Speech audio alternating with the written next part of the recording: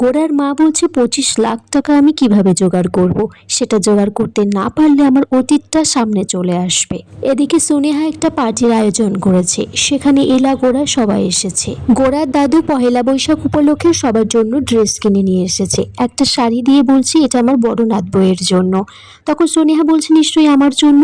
গোরা বলছে না, এটা এলার জন্য আনা হয়েছে, এলাই নেবে। এলাও বলছে যে এই বাড়িতে বড় নাত বইয়ের যেদিন গৃহপ্রবেশ হবে সেদিন আমি এটা তার হাতে তুলে দেব, তার আগে নয়।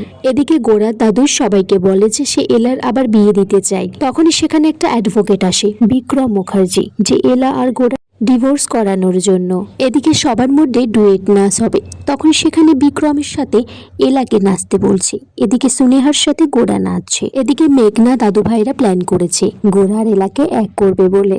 বন্ধুরা, আগামী পর্বে দেখা যায় বিক্রম আর এলা একসাথে নাচ করছে, দুজনে টাচ করে। গোরা তো সেটা দেখে পুরো মাথাটা গরম হয়ে গেছে। তখন সে বিক্রমকে মারতে যাচ্ছে, বলছে যে এলা শুধুমাত্র আমার, ও আমার স্ত্রী, একমাত্র ওর উপর অধিকার আমার আছে। আর এখানেই আজকের পর্ব শেষ হয়ে যায়। বন্ধুরা, তোমরা কমেন্টস করে জানিও কেমন লেগেছে আজকের পর্বটা।